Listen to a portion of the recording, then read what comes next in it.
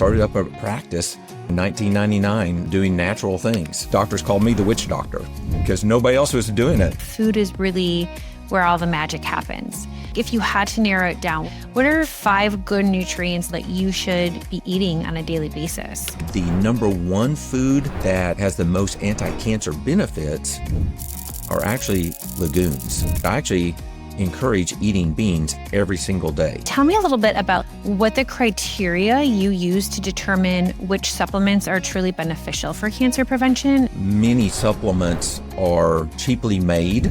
It's even hard to know for sure if it's good or bad. I do look at a few things on supplements, primarily is looking at the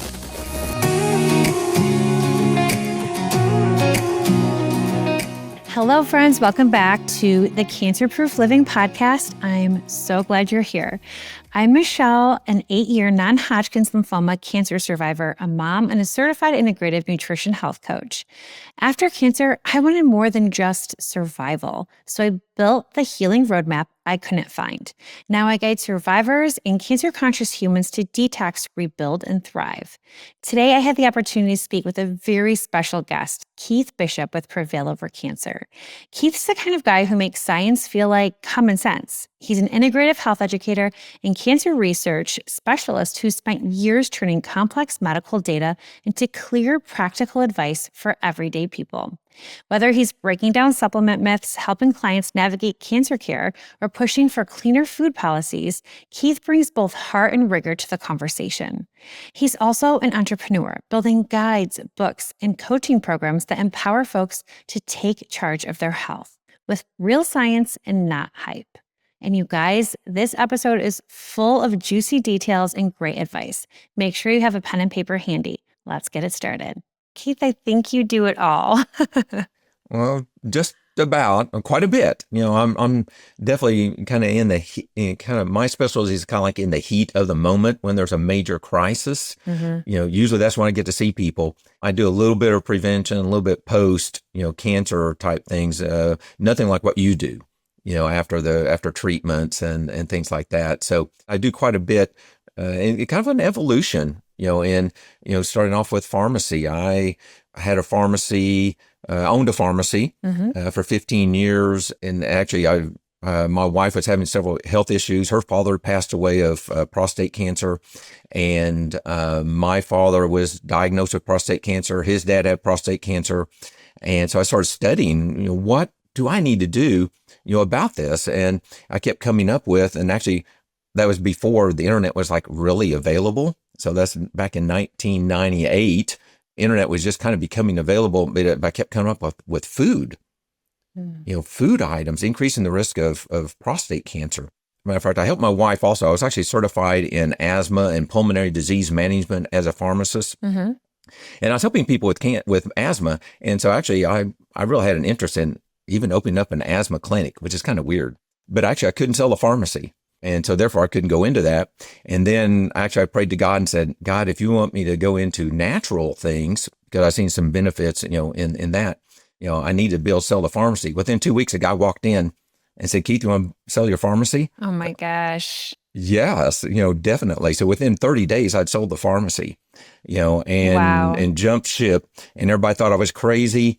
Family members didn't tell me that, but I had some former school friends that told me that, Keith, you're why are you doing that? And I said, I feel like God's told me to do this, to go into that. So I did open up a business. I played for a few years, had a first grandchild. Actually, I take that back, second grandchild. And then, started up a practice, in 1999, doing natural things. And then as a clinical nutritionist in my private practice, and I did a little bit of prescription compounding at that time, some bioidentical hormones and thyroids to help actually pay the bills at first. Because at that time in Oklahoma City, there was like 2 other doctors that were considered to be quacks that were doing natural things. And then myself, and then doctors called me the witch doctor. And so, because nobody else was doing it. I was going to say, back in 1999, I don't think that naturopathic or natural ways were a thing, and it wasn't celebrated the way it's being celebrated now. So I know back then, it was probably quite an uphill battle and a struggle just to have people understand the importance of it or the severity of it, right? That's right. Yeah. So, and then 2001, I learned about a year ago that that's actually my first client with cancer. She was diagnosed with breast cancer on her birthday in 2001, and she went from the doctor's office and came to see me because I was actually helping her with her hormones. And so she came to see me. And so she was the first client that I know of, with that. And then my mother ended up with glioblastoma. And then a doctor friend, actually, that was a functional medicine doctor, a gastroenterologist with glioblastoma about the same time. My mother did not survive. She was not willing to make enough diet changes. It was a challenge. My brother was there 4 days a week. I was there 3 days a week, helping her. And my brother said, I'm not going to make her make those changes. I'm tired of fighting her. Yeah. So she just didn't want to make those changes. And so, but now my doctor friend, he did make the changes. He was already into the natural things the best he could as a doctor at that time. And so he made the dietary changes. And now it's almost, I think this fall will be 20 years, a 20-year survivor. Wow. And so he's doing great. We still talk every once in a while now that I have, actually stepped into just cancer, and he's actually retired now. And so I don't have as much feedback with him, with that, but he's doing great. He's thriving. That's amazing. I love to hear stories like that. We don't hear those stories enough. So thank you for sharing that. And I'm so sorry about your mother and having to go through that process as well. It's very hard to see. And it's also, we've shared before, you and I offline too. I lost my mom to cancer, not a genetic cancer or anything like that, but she was also very naturopathic, but the consistency around the changes that needed to be made and what was made was a mismatch. So I completely understand what you mean when you say it's an uphill battle and it's a fight. It's a constant fight. And you get to a point where you're like, you can't do it for them. And, Right. and it kind of is what it is, right? Because it's the patient's decision at the end of the day. But I can very much relate to that. And so I'm just so sorry for your loss around that. But it's just so interesting how all of this led up and put you on the path to cancer prevention and Right. all the wonderful work that you're doing right now. And you help so many people. And if you guys don't follow Prevail Over Cancer on Instagram, you have to check out his page. It's such an enormous wealth of information and science-backed information and just so easy to apply. And I feel like you do a really good job at debunking a lot of myths out there, things that people are like, should I take this? Should I not take this? You do a really good job breaking it down with real information so people have enough resources and information to make those decisions for themselves. So I just think what you do is so important. So I'm so grateful to not only have you on here to share your story, but just to be a follower of you as well and learn as much as that I learned from you. It's really incredible. Well, thank you. And I'm one. There's all kinds of personality studies you can do, and actually, that's I'm a science person. And that's why I ended up I started off as a musician in college. Oh, how cool. And so, but I knew I wasn't a great musician because I didn't like to practice. I like to perform. I like being in front of people, but I wouldn't sit down in the studio and practice hours and hours and hours every day. So I knew I'd starve. So I switched gears, but then I went back and looked I do great with science and biosciences. And so I kind of, and I have an uncle who actually is 10 years older than me. He's still practicing, still has a pharmacy. Wow. And so he's 78 years old, and he was my mentor, got me started in pharmacy. And what I loved about what he was doing was that he was helping people one-on-one and talking to people. So he doesn't work for a chain, and he's not hidden. He's just right there, for every single patient that comes in. And so he kind of got me started, and it's kind of a perfect way to, that satisfaction of helping people, but basing it off of science, and such like that. So, there's a lot of information and a lot of pushback even on some things that we break what, if somebody says is good or is believed to be good or bad. And really there's not much science behind that. And so, a lot of times people will complain about that, but oh well, that's social media. Yeah, That's true. Well, so speaking of that, this is a great place to kind of jump in. I have so many great questions about supplements and cancer prevention. And I know that you're a retired pharmacist and you have all of the data behind supplements and things that you might recommend to people. But tell me a little bit about like what the criteria you use to determine which supplements are truly beneficial for cancer prevention and what kind of isn't. Sure. And so part of it is going to be, first of all, a kind of a quality type issue. And so many supplements are, well, cheaply made. And sometimes it's even hard to know for sure if it's good or bad. And so that's the challenge. And price doesn't always lead us, down that road. And so I do know some very expensive cars that also break down very quickly. So, and so they're not well made. They have that fancy label on it. But so I do look at a few things on supplements, including, well, primarily is like looking at the minerals that are in the supplements. Okay. And so if a mineral has the word oxide, like if there's zinc or magnesium oxide, those supplements are extremely difficult to absorb. Okay. And so they take a lot of stomach acid. Our stomach makes hydrochloric acid, and that acid breaks apart those two words. So we have the magnesium and oxide. Those are bound together, or zinc and oxide. It takes acid to break the magnesium from the oxide.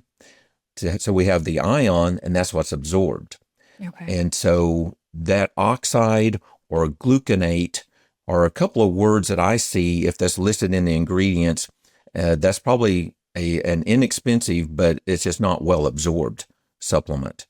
Right, which is a really good point because if you can't absorb the supplement, there's no point of taking it. If your body can't break it down and cannot convert it or use it, there's no point, and it's just literally throwing money out the window. Exactly, yes. Okay, so minerals, and if it has an oxide at the end of it, that is showing that our body would have a very hard time absorbing that. Correct, yes. Okay. And then in the cancer area, there's one other supplement, that's actually, it's called folic acid, which is added to not only food in the United States to fortify foods that they're so poorly nutritious that they have to fortify them, and they add folic acid. And the purpose of folic acid, it does have a place, and it does reduce the risk of birth defects like spina bifida. And it's a growth chemical, and it helps actually the developing embryo to close the midline gap, is what they call that, the spinal column to form properly. Which is why during pregnancy, they want you to take the prenatals because it's full of folic acid, correct? Exactly. Yeah. A high dose of it, on that, except there's studies showing that men and women that take folic acid supplements actually can have a 20 to 30% higher risk of cancers. Wow. So is it because not everybody can absorb it and it's a buildup in the body and then you have a hard time detox? Like, tell me why that's leading to an increased risk of cancer. Well, it probably has to do with the fact that it's a growth chemical. And so actually our body has to change that folic acid into methylfolate to work. That's the problem. And genetically, like myself, from one of my parents, I inherited an issue with converting that. And so the MTHFR gene, right? Exactly. MTHFR gene, which can be tested. It's easy to test. Many doctors, whether functional or not, will test for that. Or you can get it tested without a doctor's order even. And so I have a little bit of an issue with that. And so actually me taking a folic acid supplement, will actually increase my risk of cancers. That is so wild. I can't believe that should be on the front of a newspaper. I agree. Because what is it, the stats? Between 40 and 50% of Americans are carrying the MTHFR gene. Yes. I carry the gene as well. I was tested last year through functional medicine and found out, I wasn't surprised because I am a cancer survivor, but I found out I am positive for the gene. So of course that took me down a whole nother spiral of what do I need to do? How do I need to better support my body, right? And so I had to change over my supplements, my vitamins, to a methylfolate or a methyl multivitamin that had folate in it to help support it. But I don't feel like, the average person is walking around knowing this. And I had 2 kids. I was pumped full of folic acid. So it just goes to show you that not all supplements are safe and made for you, in general, because I was taking regular folate as a cancer survivor. That increased my risk of a reoccurrence, I can imagine, and amongst other things. But that is so crazy. That is quite a big statistic, in my opinion. Sure, it is, and I don't know how we can get the word out, except Right here. yeah, exactly, sharing it. And so, and I do share that on my website, that type of information about quality supplements and what to watch out for, and that is going to be one of them, along with the minerals. And I definitely, do take a methylated B complex, to help reduce that risk. And so my homocysteine is elevated because of that. So that's a blood test that's available. So I'm big into testing, and so my homocysteine is elevated, which means I need more methylfolate. So I do have to take that methylfolate. I do have to take some B12. And then even and a lot of my clients, well, I do assessments to figure out if they're low in nutrients. And I myself, I'd have to take a capsule to help me absorb those minerals. Like, for example, I mentioned the magnesium and zinc oxides and gluconates that are not well absorbed. It takes a lot of stomach acid. I'm low in stomach acid. And so that makes it even more difficult for me to be healthy. And not just cancer, but just be healthy. Sure. And so, for example, that's why I'm not like a gigantic muscle-bound guy, is I actually have some malabsorption issues. And I have to take a betaine HCl capsule with my meals, with my supplements to help me absorb those nutrients. And so I can, even though we have health challenges, we can adapt and overcome. Now, I'm healthy, active, I ride horses, I play a lot. I snow ski, I'm very active, but I'm just not a big muscle bound guy. And everybody's different. So, but, due to malabsorption issues, I try to compensate for that. I do have a tendency to be acidic. And so therefore I have to always be concentrating on those higher and better absorbed minerals to help get rid of that acidity. I think you really hit the nail on the head with this when you said we're all different. Yes. That is key. We are all bio-individuals. So what you need to be healthy and to feel good and to absorb nutrients is going to be very different than what I need. And sometimes we just don't know what we need until we get tested, until we understand how our body's working, what kind of gene mutations we have, what minerals we're low in, right? And how our body's absorbing. Because I remember when I was seeing my functional doctor too, he was like, you could have eaten all the blueberries and kale in the world, but it was a drop in the bucket because you couldn't absorb A, B, and C, right? And I was like, oh my gosh, that's so crazy. You could literally be thinking, I'm doing everything right. I am doing the exercise. I'm detoxing. I'm eating all the right things. But if you don't know the inner workings of your body, or you don't start to get curious about it, it really could just kind of fall on deaf ears and not be working with your body, right? The whole goal of prevention is to partner with your body, to understand the weaknesses and the strengths, and to use supplements to bridge that gap of where we need help. And I think it's hard because a lot of people don't see supplements in that light. It's more of like, oh, I'm just going to take this because it's going to help me prevent cancer. And I'm going to take this to help boost my immune system. And we don't really know necessarily what we're taking. We don't know the quality, but we also don't know how our body is receiving it and how it's being absorbed. And like you said, it could end up sometimes leading to a higher risk of cancer. So I think you said such an important piece there. We're all different and things are going to work differently within our bodies, and understanding that absorption. So, and I love that too. Like that, I think testing is kind of like ground zero. We just don't know what we don't know. And before you can go in and supplement, and correct me if I'm wrong, because you are the expert in this situation, but I always tell my clients this too. Before you can go in and supplement, you have to know what you're low in and how your body is reacting to things, and what kind of supplements that you're actually purchasing. I just heard something. People that are purchasing a lot of supplements off Amazon, that a lot of these companies will take the bottles of very known companies and fill them with different types of supplements and then ship out the supplement in, the supplement bottle that you know of, if it's like Thorn or something, and filling it with, different things. So sometimes you're, again, going through all the right steps and thinking you're doing the right things, and you're actually putting things in your body that are not helping. And it just really can be detrimental or just end up being a waste of money at the end of the day. That's correct. And so, matter of fact, yes, I've actually seen some counterfeit items and supplements, come through Amazon. There's some good ones too. Sure, of course. But I have seen some counterfeit. And actually, when you looked at the label, you could see that it was actually just a little bit different than the brand. Matter of fact, I had a person bring in a supplement, and they were claiming that we sold her this supplement that was, bad. Mm-hmm. And so I went back and looked, and I said, well, you haven't purchased that from us, in about a year. She said, well, I did get some things from Amazon. And so I said, well, that bottle is not our bottle. Right. And, and we buy it directly from the manufacturer. And so, but the shade of the colors on the ink was a little bit different, on the bottle. Wow. That is so wild. Yeah. And so it's sad. There are people that are out there that cheat and things, but we have to just do the best we can, do some assessments, on that area.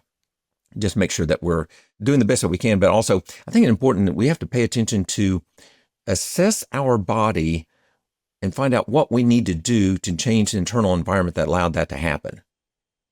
So no matter what the health challenge is, so whether it be, brain issues to a joint problem, to bone density, to cancer, what are the underlying issues that we can test for and that we can make changes for to change that internal environment. Some people, practitioners call that a terrain, the internal terrain, yeah. Mm-hmm. but what's inside our body.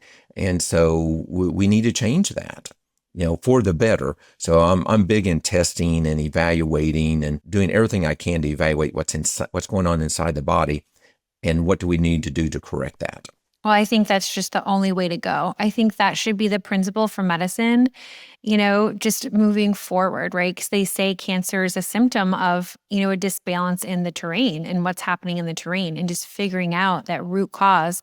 And the root cause is the environment in our body, what's off, what's happening. So I think that's so incredibly smart. Okay. So then with that being said, are there supplements that actually make a difference, just as anyone in general? If you're like, okay, these are the top 3 supplements that I think are great for cancer prevention that everyone could benefit from. Do you have a few off the top of your head you could give us? Sure. Yes. And so, matter of fact, I kind of share a story sometimes about, well, if I was stranded on an island and I only had like one supplement or 2 or 3 supplements, what would that be? Mm-hmm. And so one of those would be actually vitamin D. Mm-hmm. And matter of fact, actually, as far as supplements go, you can get it with K2 is even better. But vitamin D is not really a vitamin. It's a hormone our body makes. Mm-hmm. And although if I was on that desert island, I'd probably be in the sunshine. I may not really need it, but it is it does help cells to be normal. Right. And it helps keep them from converting into abnormal. And there's even some research suggesting that kind of like pre-cancerous cells, if they have the vitamin D, they can flip back over to normal and not progress into a cancer. That's so interesting. I have heard that there's like a common link between people that get cancer are all low in vitamin D. It's a deficiency that we kind of all share on some levels. So it's interesting that you say that, and I'm not surprised. Probably so. And matter of fact, and so once again, I'm big on testing, but actually, so going back to genomics or genetic testing, mm-hmm. actually my vitamin D receptor doesn't even work from either parent. Wow. So therefore, that actually raises my risk of cancer. So both my parents had cancer. And so I got the VDR, vitamin D receptor, mm-hmm. SNP, kind of like an MTHFR, but the VDR, my VDR doesn't work. Mm. And so vitamin D cannot attach to my cells and help them to be normal mm-hmm. or to function normal. So even the good immune system cells, that have to have that vitamin D for them to be 100%, it doesn't work. The vitamin D will not attach. Now, I'll still take it. There's actually another use of vitamin D in the body. So it's not just the VDR receptor, but I still take it. I still monitor that blood level, make sure that I'm up kind of like high normal. And so I do take it. But anyway, so there's still, once again, that's maybe one reason why my family has some issues, in that area. Yeah, that's interesting. Okay, so do you take the vitamin D supplement? Do you take it in a liquid form or do you take it in a capsule form because of the malabsorption issues? Is it better to take a certain form of it? Well, actually, in this case, the liquid doesn't make that much of a difference. Okay. But there are quality issues. Actually, the pharmacy that I used to work at, we would do compounding, and make actually drugs for human studies. And one of those human studies, which actually was a birth control pill with vitamin D added to it. And so the pharmacy bought the vitamin D, from a good supplier. We made the birth control pill, sent it to the lab, and it didn't have any vitamin D in it. Oh my gosh. And so we even did the right thing, but it didn't have vitamin D in it. So then we went back to the supplier, a pharmaceutical grade supplier, and evidently the company that they bought it from, it wasn't stored right. I've actually seen even some liquids and some soft gels not do good. And I've seen dry powder vitamin D capsules actually do good. Okay. So it's hard to really say a liquid is going to be better than a capsule, which is better than a tablet. So is it safe to say it depends on the vitamin that you're taking? Yeah. Okay. Yeah, on the vitamin D. It does. It really does in that case. And so, although I have to say that I have seen a lot of instances of actually a discount vitamin D being a greater concern. I've had people that I saw as a client, we followed up with their vitamin D level. They did great on our dry capsule form. They did great. And then a couple of years later, we had another vitamin D level and they were low, but they were taking the same strength from a discount store. Oh. So price is a consideration. It's not always the golden rule, but it is a consideration, on vitamin D. And so, but we always have to test our blood level. Yeah, for sure. And do you think that has happened because like the cheaper version or the discounted version isn't being stored as properly, so it's losing its potency? Definitely, and because that's been stored somewhere, it's been made in like hundreds of thousands of pills made all at once and stored at the manufacturer, and then they turn around and resell it to the other company who stores it in a warehouse, and they end up shipping it to the other store. So, there's several different steps involved and several places where heat could be a problem. It's kind of like bottled water. Yeah. Who knows how long that's been sitting out in the sunshine and the plastics become, going into that. So the fact about let's say tablets are not my favorite supplement, and they're a little bit harder to absorb. And then capsules typically are easier to absorb. Soft gels may be a little bit better to absorb. Liquids may be a little bit better, but that's not always the case. Depending on the vitamin or the supplement you're trying to absorb. Depending on the product. So I do tend to favor health food stores and compounding pharmacies and practitioners that sell it, and there's different sources that those practitioners, they may carry it in their office or go through another fulfillment center for that. I do prefer those. They're a little bit smaller batches typically and probably a little bit better quality overall. So those are my preferences. A discount store or a wholesale store that's going to be my last option. That's good advice for people because you do want to have quality assurance when you're taking these things. And I can imagine too, if you're buying it straight from the doctor, you're taking out probably a few of those steps that you'd be getting if you bought it off online somewhere or at a discount. Exactly. Reduce some of those storage issues like that. Right. So, definitely. And then the other item that I would want the most important one I'd want if I was on that island and had no other supplements, because this supplement actually reduces the risk of heart attack, strokes, dementia, cancer, aching, pain, everything is going to be curcumin. I knew it. So to mention all of that, and it's literally, matter of fact, and so you know how fair I am and light colored eyes, and so I'm very susceptible to sunburns. And so actually I take a group of supplements that are high in polyphenols, including curcumin, which is the active ingredient from turmeric.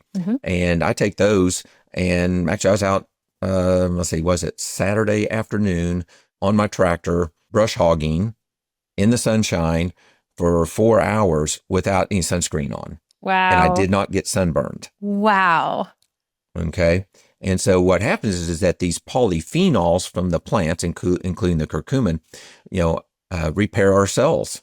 That's insane. And so therefore, I don't have to use, a sunscreen. Now, I did put on a hat and just to kind of help protect, a few areas. And so my cowboy hat or another floppy hat just kind of protect my ears from excessive, amounts, but short sleeves and shorts out there getting all dirty and everything. And so I want to maximize my skin exposure.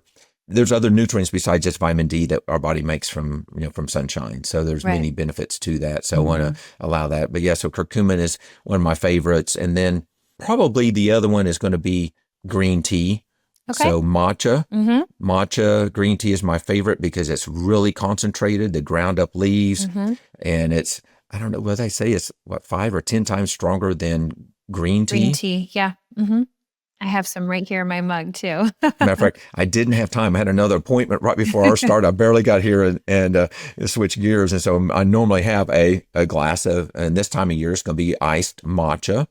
And even then I'll put a little mint on it. I have some mint from the garden that I'll put in it. Ooh, I love that. That sounds really good. Oh, I love the smell and the little bit of a taste. And you don't have to grind it up. You just put it in there, mix it in, and that flavor goes in there. It's wonderful. Do you add anything to your matcha? Like I drink mine just with warm water, but are you somebody that mixes it with a little bit of milk or anything else?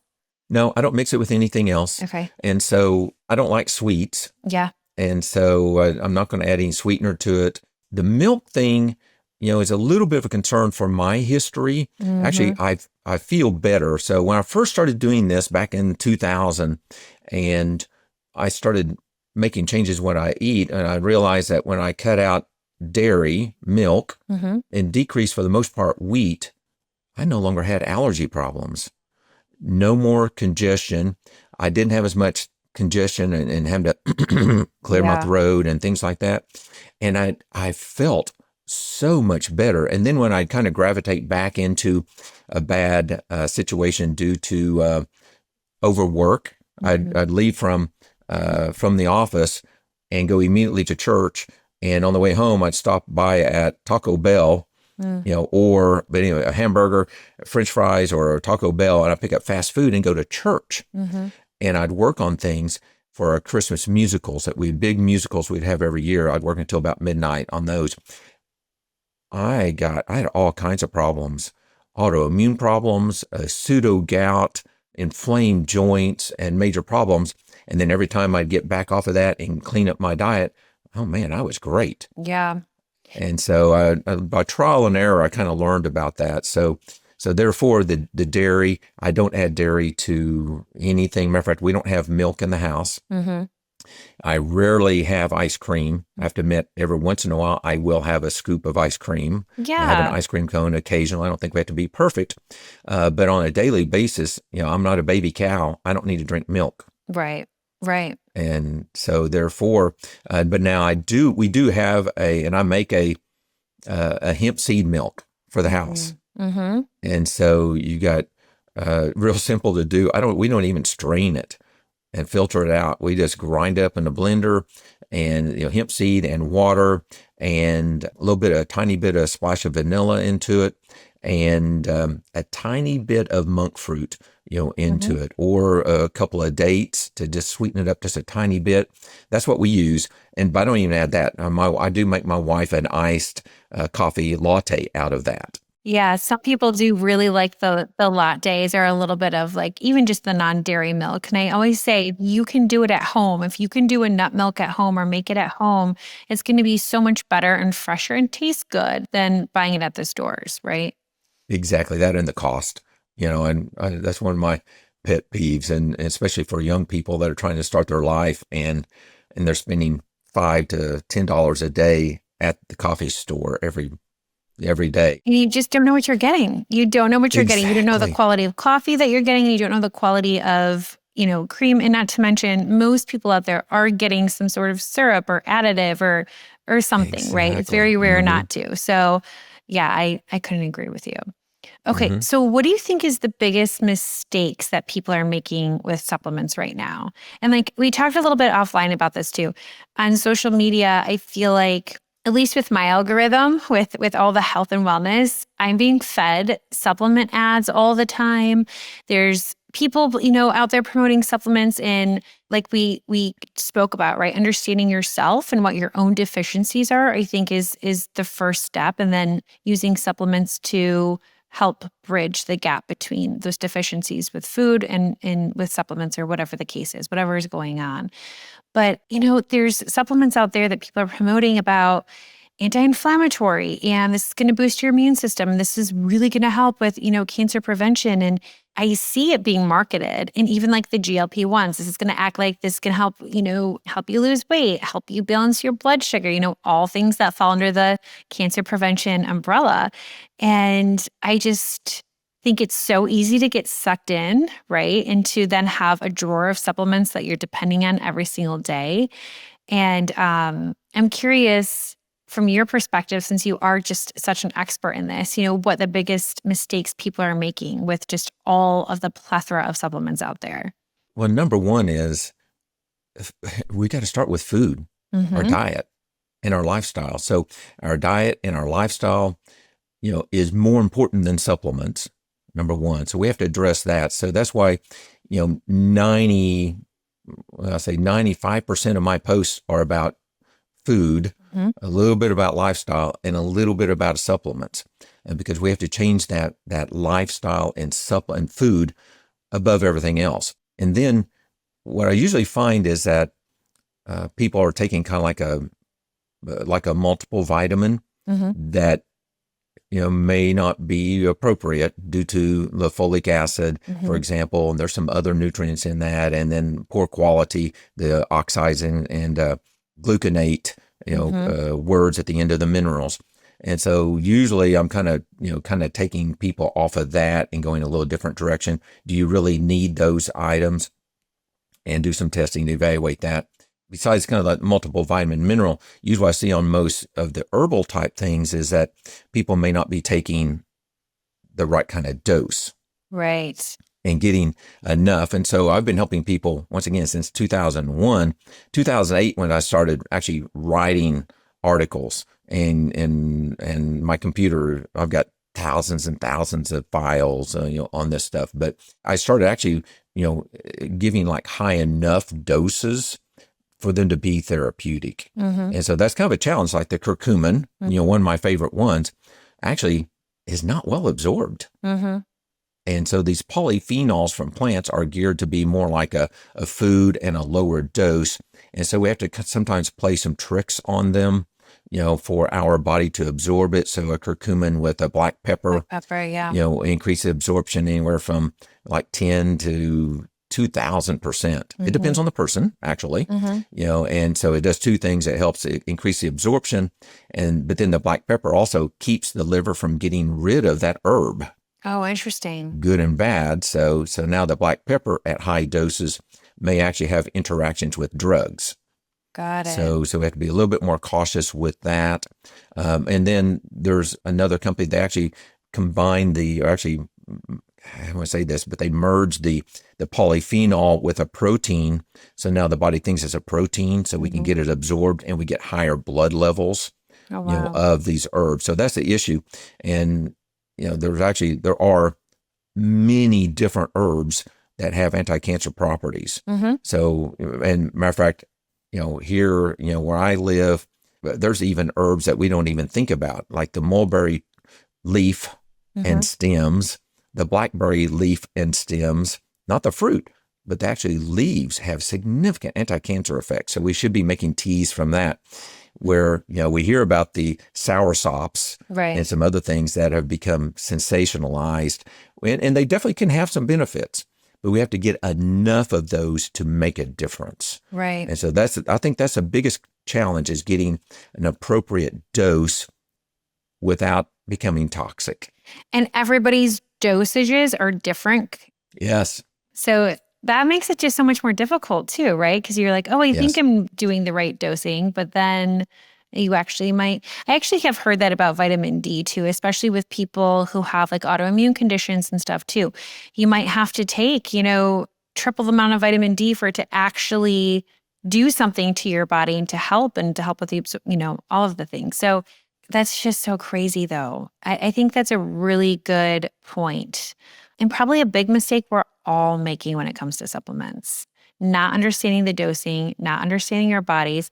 And I agree with you. I have a lot of clients too that are like, what are some supplements that I can take that just will help me recover and help me get stronger? I'm like, no, it starts with food. It starts with what we're actually putting in our body, because that's the foundation. The supplement shouldn't be the primary. It should be the secondary. It's a supplement. You're supplementing, right? The food is really where all the magic happens. So speaking of food, or I would say, like, if you had to narrow it down, what are a few, let's say like 5 good nutrients that you believe that, if you're looking to prevent cancer and just live like a really good, solid, healthy lifestyle, that you should be eating on a daily basis?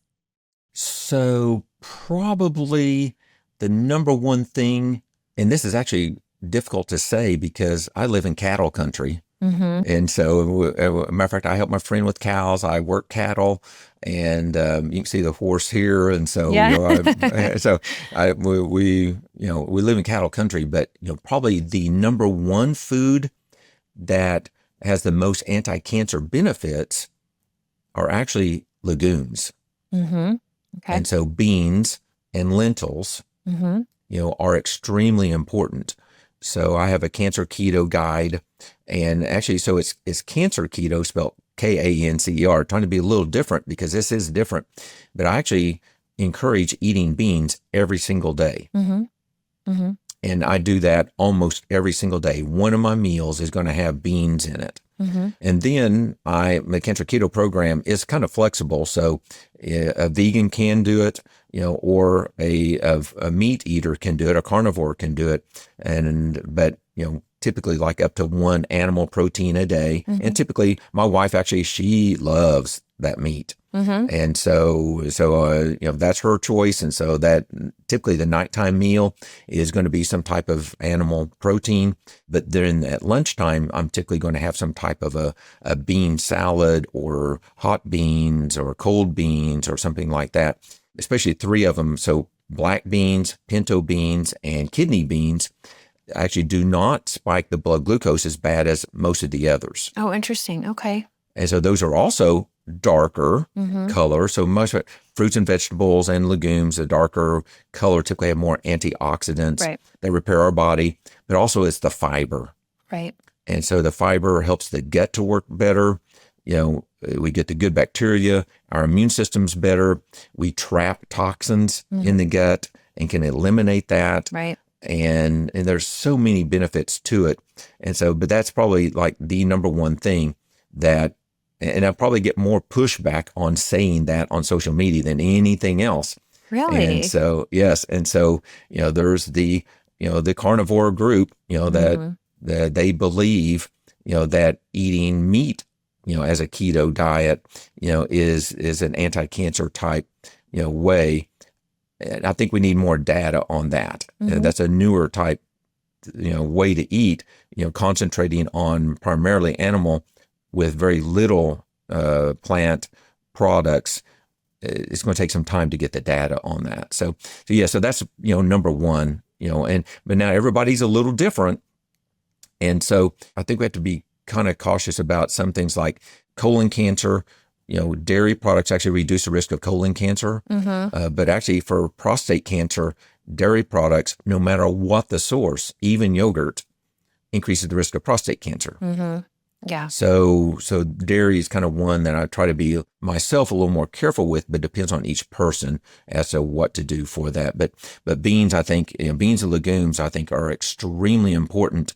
Besides the green tea and coffee, those beverages, I think, are fantastic antioxidants. Absolutely. Okay. So beans, we have green tea, we have coffee. Mm-hmm. What are some other must-haves? Give me 2 more must-haves that you think are really that we should be eating daily. It kind of goes seasonal even, but actually nuts and seeds. Mm-hmm. Yeah.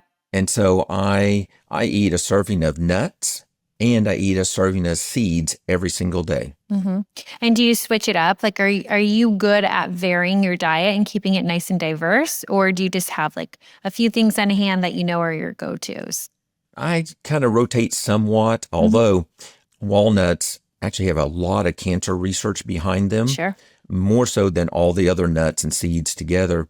And walnuts seem to be a little bit special in that some of the nutrients in that our gut makes what's called urolithin A out of it, which is a major anti-cancer and even like a brain alert chemical. And so it helps the mitochondria to function better.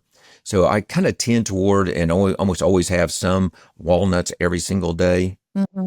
And then I'll change that up. I'll have a couple of Brazil nuts to help get my selenium Sure. in a day. So selenium's important. Mm-hmm. I don't take a multiple vitamin, which would normally have some selenium. So I do take that selenium or Brazil nuts in place of the multiple with selenium in it. But I do kind of rotate it around. So we actually have in the pantry. I can't even show you this, but it's like 5 feet of nuts and seeds. Yeah. All in the containers. So you All in containers, all lined up. And so in variety, so it's going to be varying. And I'll kind of go with actually like a salted pistachio if I've been outside and I need to get that salt. That's a great one too. Yeah, I think everyone forgets about pistachios a lot. I feel like we know like there's so many good cancer fighting benefits with walnuts, right? I think because it's been studied so much too. Yes, exactly. So European, American type thing. So it's just a lot more studies on those versus the other nuts. Sure. Yeah, pistachios are a great source of antioxidants, I believe, as well too. Mm-hmm. Yeah, so that color, and it's a great option. So, matter of fact, all nuts and seeds, basically, and some may be a little bit better than others. I think we have to be a little bit more cautious about sunflower seeds. And so that one may not be quite as good, and so I don't eat very much of that, but I eat all kinds of nuts and seeds. And I will eat some sunflowers occasionally too. Wow, that's amazing. Okay, that's good. Those are good takeaways too. Because I feel like those are easy to incorporate. It's not something so off where you're like, this is going to feel so hard to incorporate into my diet, right? Mm-hmm. One of the things I like to do on that, matter of fact, actually, I have what's called a palm rule on my website. Okay. And palm rule for cancer foods. But basically, that snack, I reach into that container of walnuts and I just grab a big old handful, as many as I can hold in my hand. And then I put the container away and put that in a bowl because I can eat more than that. But I put that in a bowl. That's a snack. Okay. Is that the palm rule then is showing you what an actual snack is? It's the size of your palm? Yeah, size and thickness of your palm. So that's enough for that snack. And then actually it's I typically go with 3 palms for a meal to kind of help guide that quantity. And so, and if it's beans, it would be like 2 palms of beans. And then I had a vegetable, like seasonal, it changes. So with our garden, it's going to be okra or tomatoes, maybe zucchini, whatever is kind of coming out of the garden, radishes and things like that. Or carrots, kind of off-season carrots are available.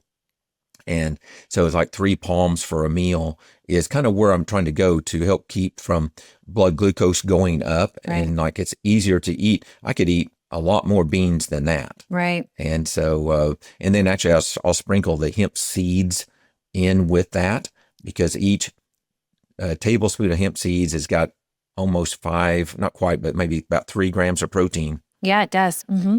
And so a couple of tablespoons of hemp seeds brings that protein level up, along with fiber, anti-cancer nutrients, type of thing. So yes, so I've got a free download on my website, the Palm Rule for Cancer Foods, and then another guide about quality supplements, free guides, downloads. Yes, that is a great resource. I'm going to download that one for sure too. I mean, both obviously, but especially with the quality of supplements.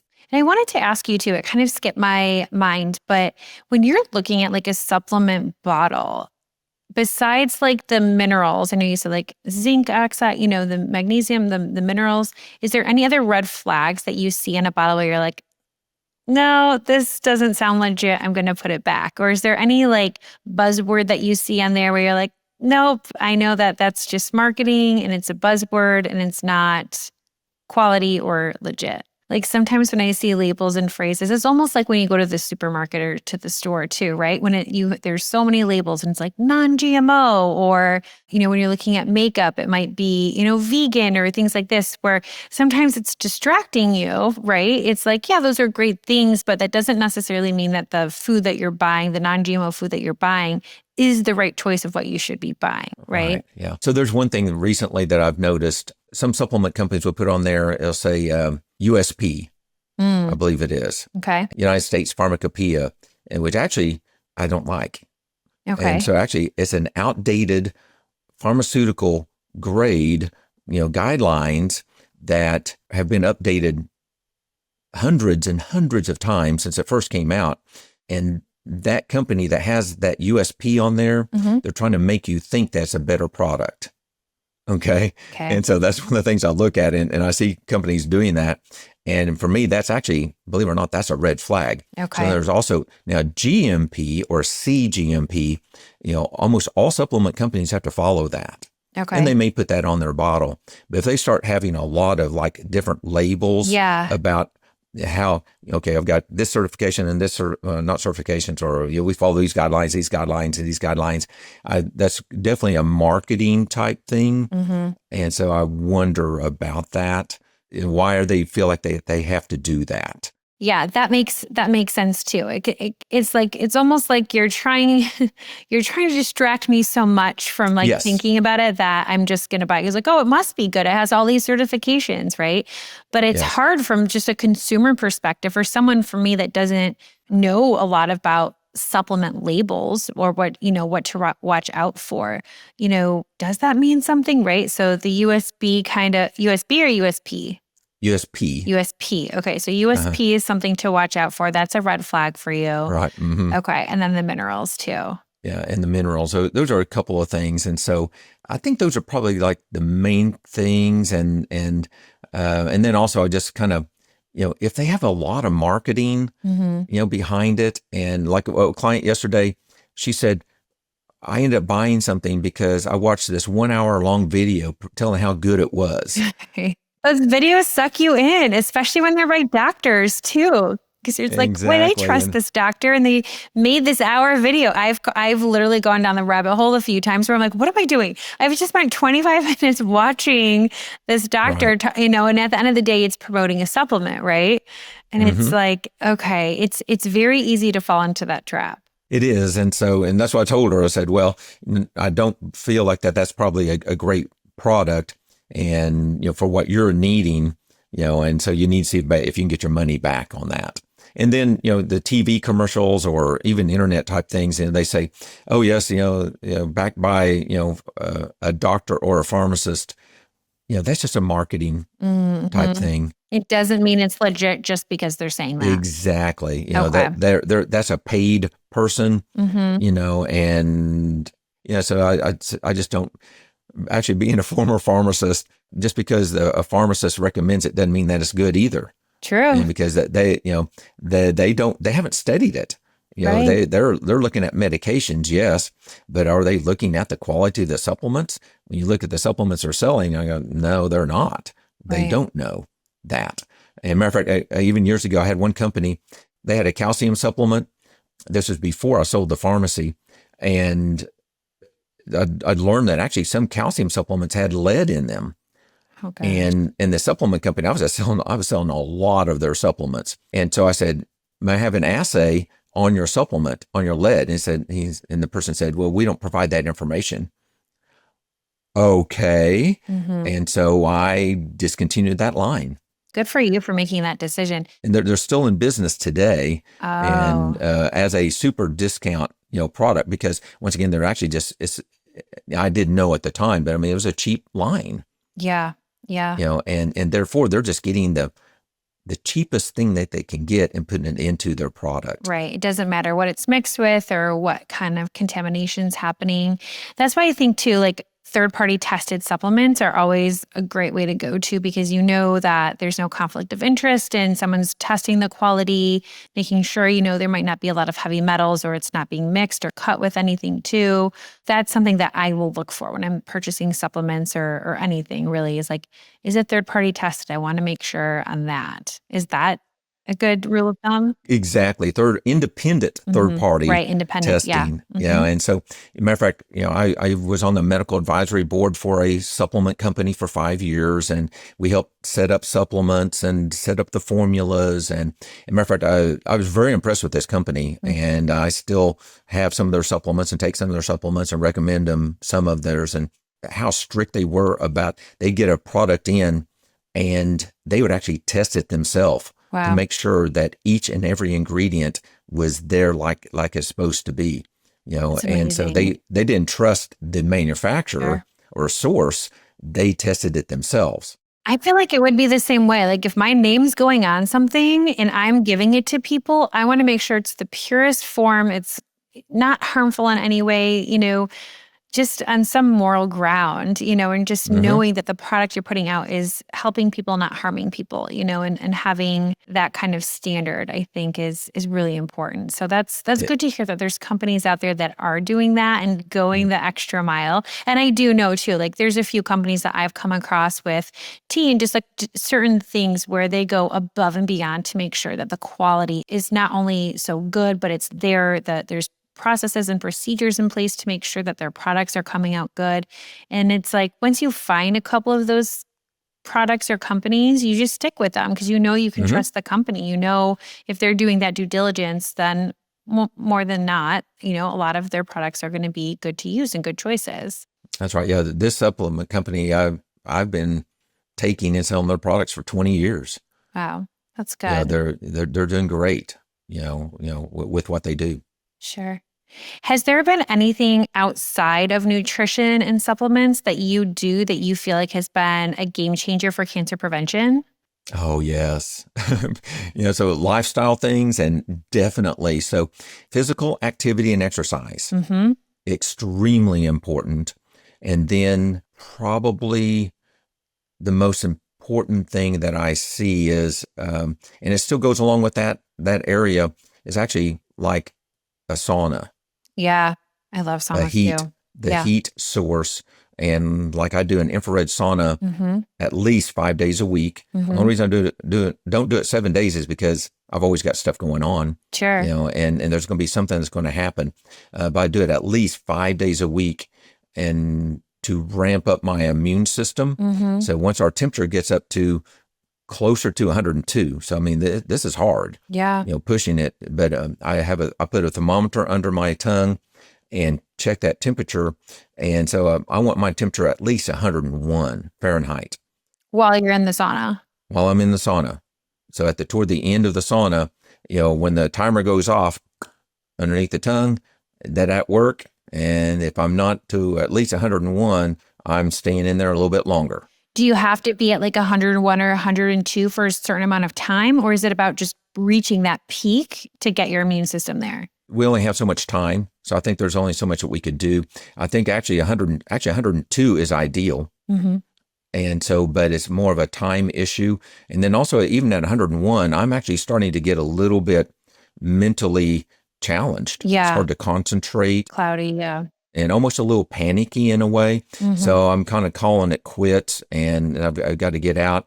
But that temperature, 101 is my goal. 102 is actually at the official point where the immune system is like ramped up. That's like if we have a fever from flu, yeah, or an infection, virus infection.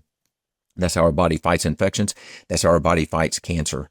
So that's probably one of my favorite type of things to do to increase that heat. I do some red lights.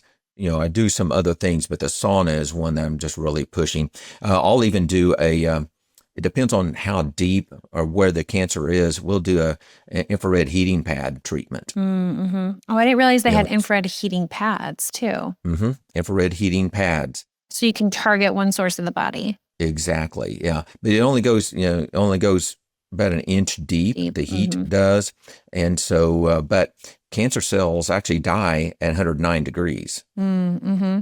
And so the goal is to try to heat that up. A lot of alternative clinics are actually doing like a whole body, type of thing, and even putting a refrigeration cap on, to keep from heating up the brain, but they try to heat the whole body up to try to get it up to 109. Oh, wow. And so very difficult. And they have a rotation on how they do that and needs to be supervised. But there is a significant effect of heat. And matter of fact, it's exercise. And my heart rate is 140, 150, at that point, and trying to cool myself off. I'm red from dilated blood vessels, blood supply, nutrients, everywhere throughout the body, including where the cancer is. And so taking supplements before that, a session, it helps get that into the body.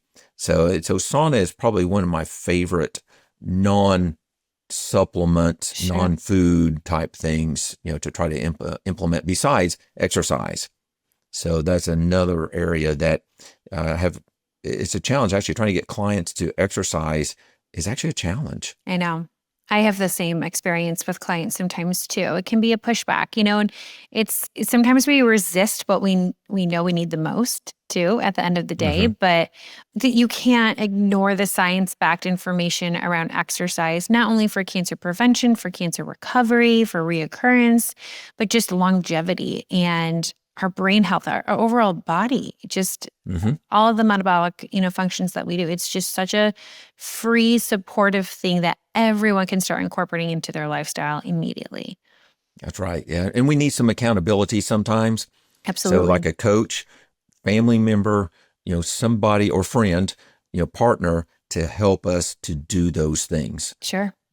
And so my wife and I, we help each other with that on exercise and kind of give each other feedback on what we're doing and how many steps and things like that. And that definitely helps out. But sometimes we need some accountability or a partner, to help us to do various different things. Keep us on track. I absolutely agree. Well, thank you so much. This was such a wonderful conversation. And I know I had some really, really good key takeaways too. One last question before I let you leave. What's one thing you do for health every single day, no matter what? Even on the bad days, even on the days when you don't want to, even on your hardest day. Okay. What's one thing that you do for your health every single day? Probably, number one is actually coffee. So I drink coffee every single day. I drink 3 mugs of coffee every single day. Okay. I think it's very healthy. And it can be. And so coffee and matcha tea, are my go-to. So even when I'm fasting, as a matter of fact, fasting is another area that, we don't have time to get into, but even when I'm fasting, I'm drinking the matcha and the coffee, and water. So matcha doesn't break a fast either? I know coffee did, but matcha doesn't? Matcha doesn't unless you're putting the milk and other things in it. Yeah, but just with water. Just with water. I'm so into fasting. I've really been reading a lot of books on it and been practicing it too. I know you talk a lot about it on social media as well. And I think you have a fasting guide. Yes, I do. I do have a couple of different fasting guides. Yeah, which is also a really, really cool, beneficial tool for health and for cancer prevention as well. But yeah, we'll have to get into that next time. But tell everyone where they can find you. And you guys, you have to go to his website, Prevail Over Cancer. There's so many free resources on this website, but you can also see in a little bit more detail the types of coaching that Keith does with anybody that's struggling with cancer and looking to prevent. It's absolutely fantastic. I will be referring people to your website day and night because I didn't realize how much you do. So please tell everybody where they can find you and where your free downloads are going to be as well. Sure. Yes. So it's at prevailovercancer.com. And I have a learning center with a lot of free guides. There's a couple of guides that are for sale. We have to pay for that website. And so, yes, we do charge for a couple of items. And I have a coaching page also that goes into detail. I even have a free 15-minute coaching session, initial coaching session. So we can just kind of meet and greet and get an answer to a question or two, and just to kind of break the ice and, type of thing. So yes, prevailovercancer.com. And your Instagram is at Prevail Over Cancer, right? Correct. Yes. Awesome. I'll put this information in the show notes too, so people can find it. Thank you. Thank you. No, thank you so much for coming on. It was so great getting to know you better and really hearing about your journey into cancer prevention, and just really what you're having a heavy hand and a specialization in at this point too.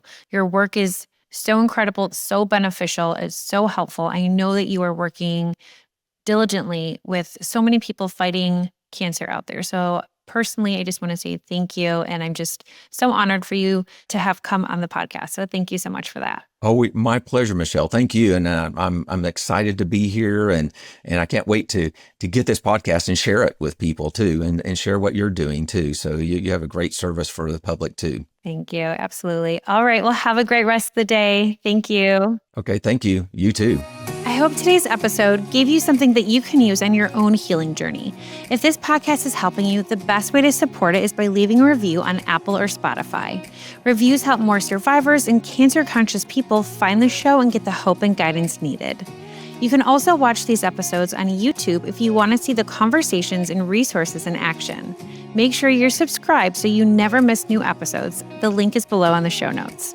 If you're ready to go deeper, you can find my program at revivalhealthwellness.com. And you can also follow me on Instagram at revival.health.wellness, where I post practical tips on detoxing, rebuilding, and preventing cancer without overwhelm. Find that also in the show notes below. Remember, you are not broken, and there is life after cancer. Together, we are rebuilding our bodies and our futures one empowered choice at a time. See you next week.